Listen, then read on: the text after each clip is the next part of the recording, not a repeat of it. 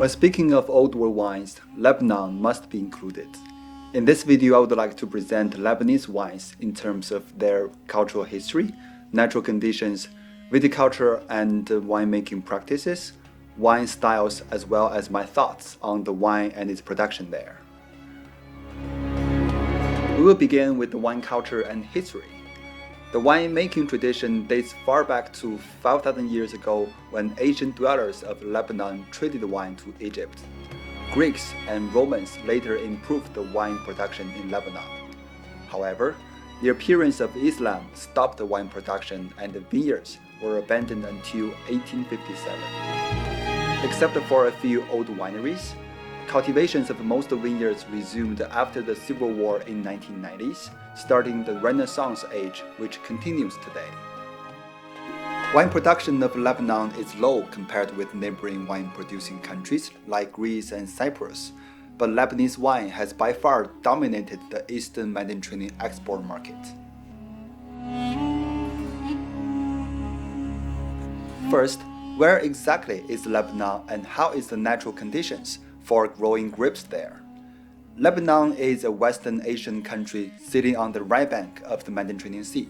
It's classified as a Mediterranean climate with cold and rainy winters and hot and dry summers. Similar to many iconic wine regions, Lebanon has a mountain chain parallel to the coast that creates different microclimate zones. From left to right, the humid coastal plain is right beside the Mediterranean Sea.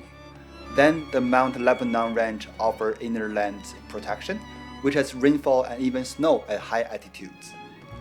The Bekaa Valley, which is wetter in the central and south, drier and hotter in the North Bekaa. And at the end are the anti-Lebanon mountains, which show a more continental climate. The variable topographic features throughout the country imply multiple soil types.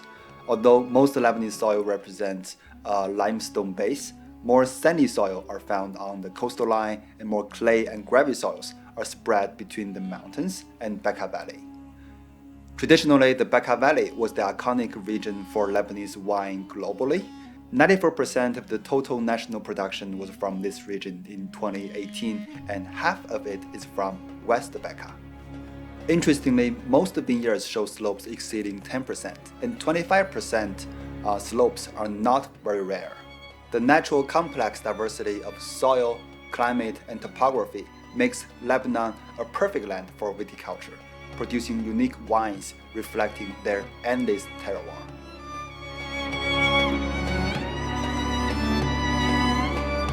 As an old world wine country, indigenous varieties were dominant, but not anymore.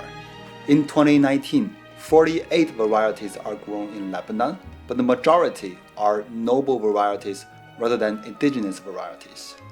These are the popular red and whites. The choice of these varieties has been very much influenced by French and Spanish wines, if not too much. Growing practices are also heavily influenced by the European wine cultures.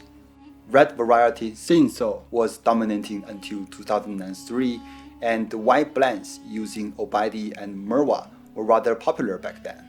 Now, only a few wineries still produce them as entry-level wines.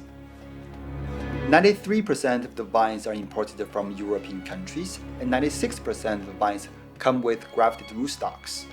The complete replacement of local ungrafted vines only seems to be a matter of time. This occurs because any variety could thrive in Lebanese endless terroir. Also, no presence of appellation or regulation on variety allows vineyard owners to plant whichever they favor.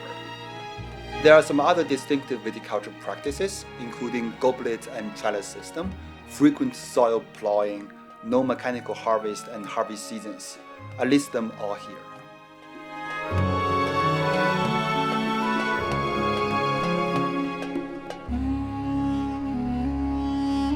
After 1985, the number of wineries increased considerably and it continues to grow.